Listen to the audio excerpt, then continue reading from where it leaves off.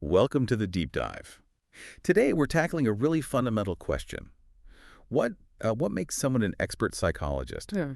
You shared a fascinating research article from 1997, Psychological Expertise and the Role of Individual Differences, and our goal is to, cut through the complexities and figure out what truly defines expertise in this field. It's a crucial question, yeah. And this article really gets to the heart of a central puzzle. We see these highly competitive graduate programs, right? Meticulously selecting candidates based on certain criteria, Right. presumably hoping to identify future experts. This is common across many professions that search for the best. Absolutely. You've got the intense application process, the interview. It's all about filtering and choosing. But then cognitive science comes along and suggests that maybe innate talent isn't the deciding factor. Right. They emphasize things like drive and, dedicated practice. Kind of makes you rethink what we're looking for. Exactly. So what we're diving into is this apparent contradiction. Are we, as a field, focusing on the right things when we're choosing who gets to become a psychologist? What truly distinguishes someone who's exceptional? Okay, let's dig a little deeper into this idea of individual differences. The article points out that this concept has a pretty long history in psychology itself. It does. The article actually traces the term back to Darwin and his observations about, well, natural variation within species. Interestingly, it also mentions his half-cousin Galton as being pivotal in the psychological study of these individual differences. But more specifically for our field, the article highlights how counseling psychology really grew out of this focus on unique talents and aptitudes. Think about Frank Parsons. Oh yeah, vocational guidance. Exactly, all about matching individuals to suitable jobs. The core idea being that people have distinct abilities. And Leona Tyler was a major figure in counseling psychology who even wrote a key text on these very individual differences. So there's this established viewpoint within psychology that inherent traits are really important. Yeah. But that seems to clash with the more recent findings from cognitive science that we touched on. Precisely. Cognitive science, as the article notes, suggests that these inherent traits, what we might casually call talent, maybe aren't as strong a predictor of expertise as we often think. They argue that sustained practice and adaptation are much more influential. And the article hones in on two main areas of these potential predictors within psychology: intellectual aptitude and personality traits. Let's start with intellectual aptitude. Here's where it gets really interesting because the article brings up some findings that seem to, well, go against common sense. It does. One of the more surprising claims from cognitive science is that intelligence, as we typically measure it with things like IQ tests, doesn't seem to have a strong link to becoming an expert, even in fields that require a lot of complex thinking. Yeah. The article even mentions this fascinating research on horse race gamblers. They found no connection between IQ scores and how successful those gamblers were at betting. That's unexpected. You'd assume that analyzing odds and making strategic bets would rely on some form of intelligence that IQ tests would pick up on, but apparently not in a meaningful way for predicting success. It really makes you wonder what exactly those tests are capturing when it comes to real-world expertise. And this leads us to the role of academic aptitude tests in graduate admissions, specifically the GRE. Right, the graduate record examination. It's a standard hurdle for getting into most psychology programs. But the article suggests its connection to how well someone will actually perform as a psychologist after graduation is, well, not very robust. That's the general understanding in the research, yeah. Yeah. The article points out that GRE scores haven't really been shown to predict how effective someone will be as a professional psychologist. The one possible exception they mention is the Examination for Professional Practice in Psychology, the EPPP. Ah, the licensing exam. Right. Some studies suggest that might have a link to GRE scores. So the test you need to pass to actually practice might have some connection to the test you took to get into grad school years earlier. Interesting, but still a bit indirect, wouldn't you say? Definitely indirect. But what about how the GRE relates to success during graduate school itself? Good question. Does it predict grades, for instance? Well, the article highlights that studies have found modest correlations between GRE scores and graduate GPA. The average correlation they cite is around 0.18, 0.18. 0.18. That doesn't sound huge. It's not. But it's important to consider something called restriction of range here. Okay, what's that? Think of it like this. If you're only looking at NBA players to assess the link between height and basketball skill, you'll likely find a weaker connection than if you looked at the general population. Right, they're all already super tall. Exactly. Everyone in the NBA is already exceptionally tall. which limits the variability in that factor. Similarly, everyone admitted to a graduate program has likely scored within a certain relatively high range on the GRE. Ah, I see. So that can make the observed correlation lower than it might be in the general population. So even these modest correlations might still provide some useful information for programs in predicting academic performance within that selected group. Okay, that analogy makes the restriction of range issue much clearer. So while the GRE might have a modest link to GPA, what about whether it predicts if someone will actually finish their degree? Does it predict completion? Interestingly, the article points out that GRE scores seem to be a better predictor of completing a graduate program. Really? More so than GPA? Yeah, they mention a study that found GRE scores were the strongest academic predictor of finishing a professional psychology degree. And even more strikingly, they cite Krauskopf's research on MC scores, the Miller's analogy Oh, test. I remember that one. Right. It found a significant correlation with PhD completion. Individuals with lower MAT scores were much less likely to finish their PhD. Wow, that's a really fascinating distinction. So the GRE might not tell us who will be the most skilled therapist, but it could give us some indication of who is more likely to, persevere through the rigors of the academic program itself. That's a key insight from the article, I think, and it raises a really fundamental question. Hmm. Is being good at the academic aspects of a graduate program the same as being good at the actual practice of Yeah, psychology? that is the crux of it, isn't it? The article explicitly states that a student who might struggle academically could still go on to be an excellent therapist or diagnostician. But the current system, by heavily relying on these academic measures for admissions, indirectly shapes who even gets the opportunity to become a professional. It's almost like we're using academic aptitude as a stand-in for professional potential. And the connection might not be as direct or as strong as we often assume. Let's shift gears now and talk about personality traits. Surely, things like empathy and compassion must be really important for being an effective psychologist, right? That feels almost obvious. That's certainly the intuitive feeling, and the article acknowledges that. Research has indeed observed some general personality differences between different types of psychologists. For instance, clinical practitioners tend to be more altruistic, person-oriented, and even more focused on material success compared to those in academic roles. Interesting difference there. Yeah.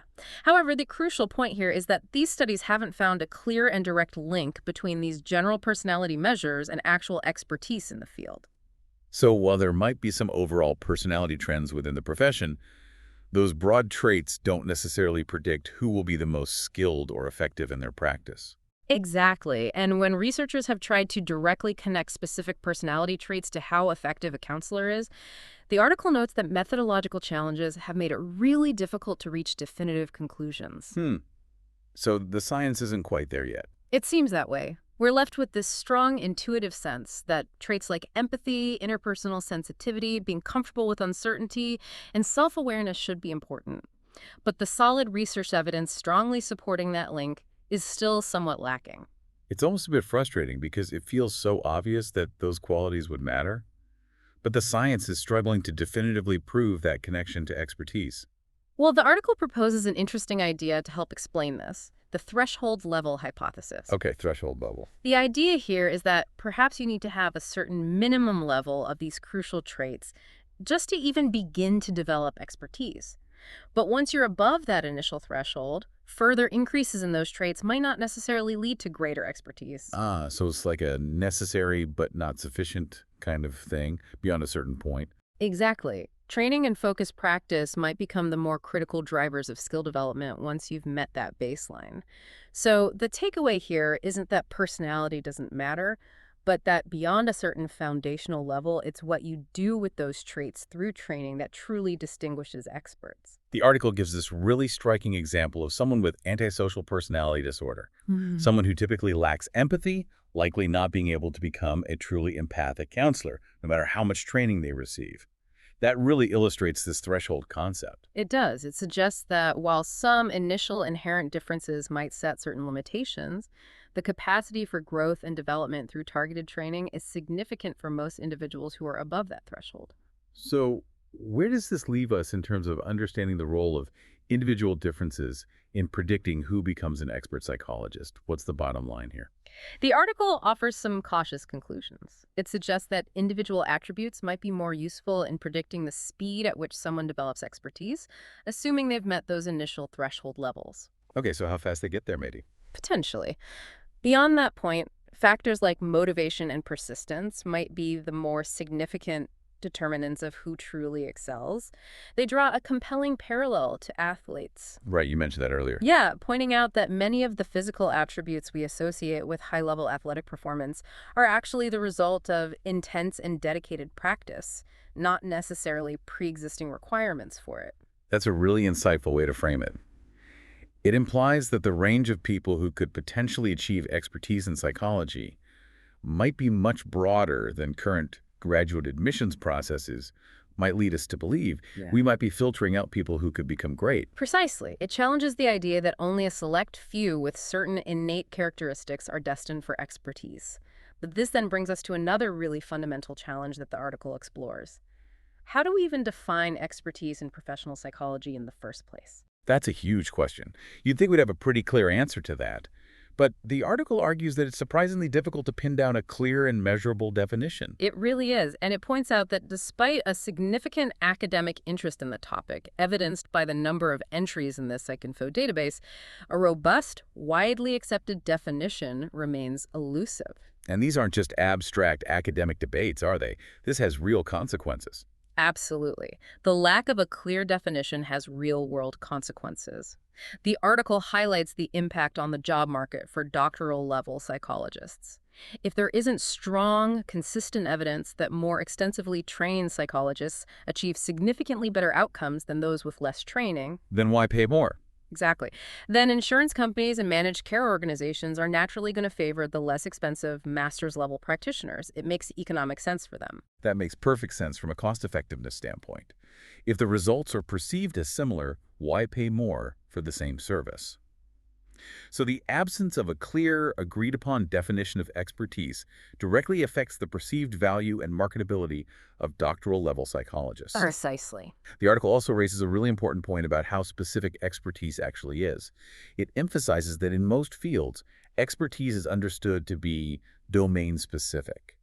How does that apply to a field as broad as psychology? Is being an expert psychologist even a meaningful concept? Well, the article suggests that saying someone is simply an expert psychologist is probably too broad a statement. The field encompasses such a vast array of knowledge, skills, and populations. Right. But then defining expertise too narrowly can also become impractical. Knowing someone is an expert at reflecting feelings, while perhaps a valuable and specific skill, doesn't really capture the overall breadth of what we typically consider psychological expertise. So finding that right level of specificity is really key. The article offers some ideas about where expertise in psychology might actually reside then. Yes. It suggests that expertise might be found at the level of a specific type of intervention or a particular assessment method, or it could be tied to working with a specific population. Like specializing. Exactly. For example, someone might become an expert in cognitive behavioral therapy for anxiety disorders in adolescents, or an expert in the neuropsychological assessment of individuals with traumatic brain injuries. The article even notes that within the realm of assessment, expertise can be specific to a particular instrument, like being an MMPI expert or a Rorschach expert. So instead of this general notion of an expert psychologist, we should probably be thinking about expertise within these more clearly defined areas of practice that seems more concrete. It does. But even within those specific areas, how do we actually identify who is an expert? The article outlines 7 potential criteria that have been proposed, but it also points out significant limitations with each. Let's start by looking at the first one. Experience. That's what most people likely think of first, right? More years equals more expertise. Absolutely. Experience, often measured in years of practice, is frequently used as a stand-in for expertise, and the article acknowledges that it's certainly a necessary component. The so-called 10-year rule is even mentioned this general idea that it takes around a decade of dedicated effort to achieve expertise in most fields. Okay, so time is needed. Time is needed, but the crucial point is that experience alone is not enough to guarantee the development of expertise in psychology. Research actually suggests that simply having more years of practice doesn't necessarily lead to greater effectiveness in therapy.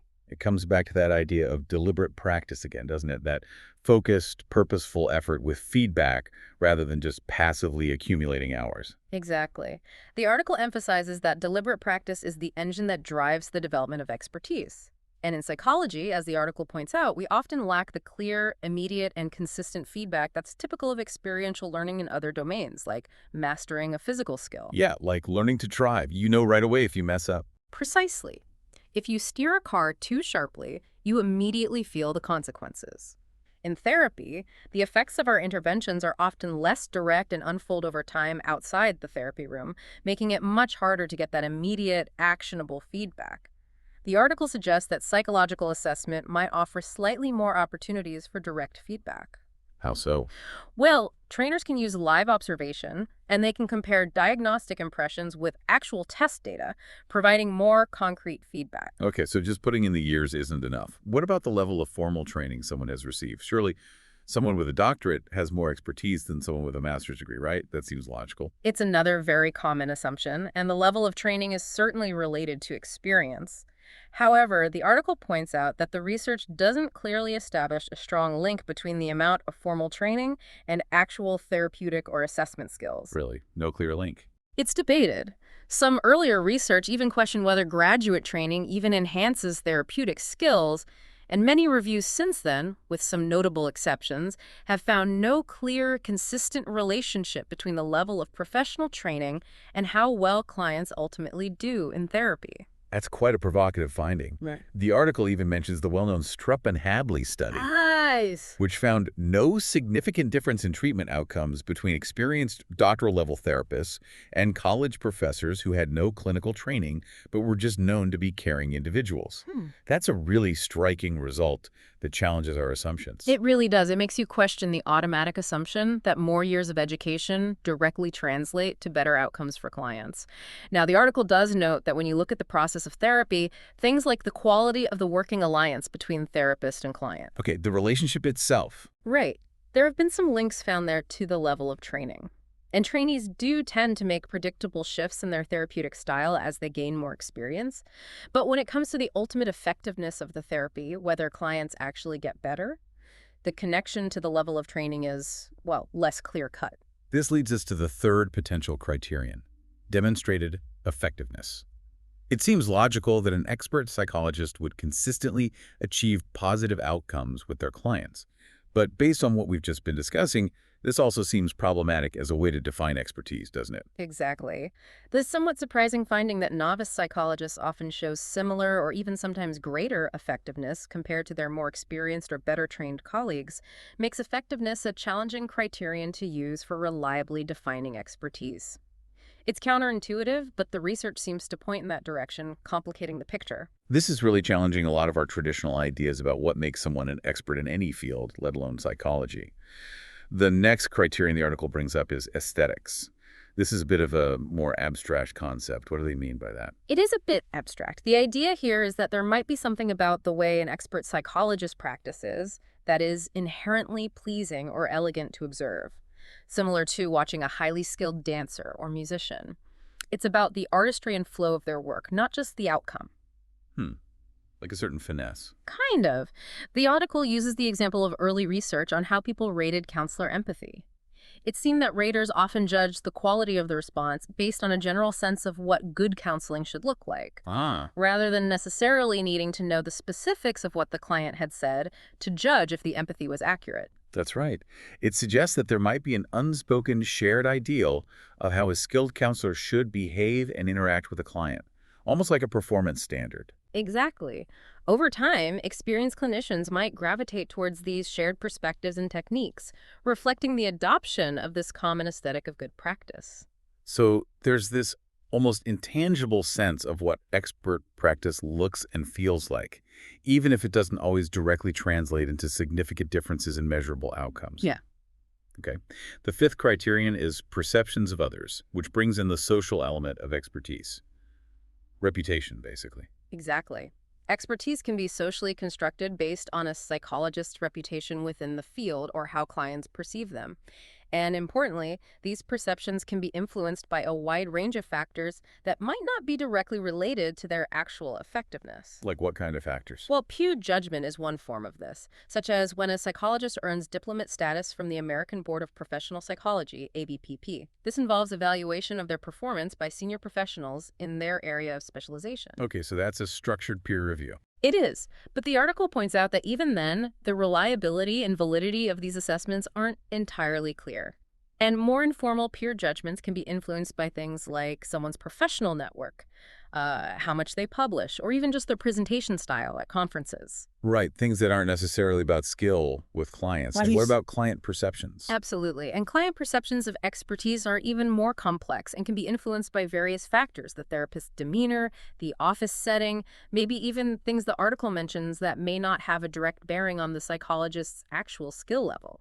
Clients aren't always equipped to judge technical skill. Makes sense. Okay, moving on to the sixth criterion, legal status. Mhm. This refers to how the legal system recognizes someone as an expert, for example, when they provide testimony in court. Right. In legal contexts, expertise is typically conferred based on a combination of formal training and professional experience. We see this all the time with expert witnesses. But as we've already discussed, those criteria, training, and experience have their limitations, right? They might not always be an accurate reflection of someone's actual expertise in a specific area of psychology needed for the case. Exactly. The legal standard for expertise isn't necessarily the same as a clinical or research standard. Finally, the article discusses defining expertise in terms of cognitive processes. This shifts the focus from observable behaviors or client outcomes to what's actually happening in the psychologist's mind as they're working. This sounds more like the cognitive science perspective. Exactly. This definition looks at how an expert psychologist organizes their knowledge, how they represent and understand client problems, the mental models they use, how efficiently they can solve complex issues, the degree to which certain tasks have become automatic. Like pattern recognition. Sort of, yeah. And also their use of metacognition, which in simpler terms is like thinking about how you think, monitoring your own understanding and process. Research has shown that experienced counselors do differ from novice counselors in how they conceptualize their clients and the therapeutic process on these cognitive levels. It's about the underlying mental architecture and cognitive processes that drive expert performance, Yeah. rather than just the final result you see or how long they've been practicing. Precisely. It focuses on the internal workings. And the article concludes by drawing an interesting parallel between the difficulty of defining psychological expertise and the challenge of defining wisdom. That's a good comparison. We all have a general sense of what both mean, but creating clear operational definitions that we can actually measure remains incredibly difficult. And this lack of clarity really hinders our ability to truly understand and predict how expertise develops in psychology. It's a fascinating and somewhat humbling conclusion, really. We started by exploring the tension between individual differences and the impact of practice. And we've ended up grappling with the very fundamental question of what it even means to be an expert psychologist. So just to bring it all together for you, our listener, it seems that the factors graduate programs often prioritize when selecting students like GRE scores might not be the most accurate indicators of who will ultimately become an expert. Right. The prediction isn't straightforward. And while a certain baseline level of intellectual and interpersonal skills likely is important, that threshold idea motivation and dedicated focused practice appear to be absolutely crucial. Deliberate practice seems key. Yeah. And defining expertise in psychology is a surprisingly complex challenge with significant real-world implications, especially for things like the job market and insurance reimbursement. Definitely practical consequences. And there are many different ways to think about expertise, from years of experience and formal training, which have limits to perceived effectiveness, aesthetics, social perception, and even the underlying cognitive processes involved in expert practice. What's fascinating here is that this deep dive really underscores how much we still need to learn about how expertise develops in our field. It really challenges some long-standing assumptions and highlights the need for maybe more nuanced approaches to how we think about training and ongoing professional development. This raises a really important question for you, the listener, to consider.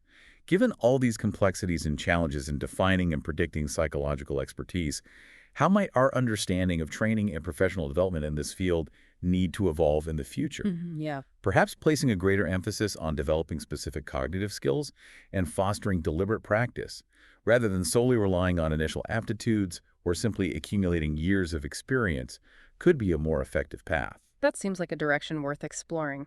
And it also makes you think about how clients can best navigate the system to find a truly effective psychologist, if the traditional markers of expertise aren't always reliable. It's definitely something to keep in mind. Thanks for joining us for this deep dive.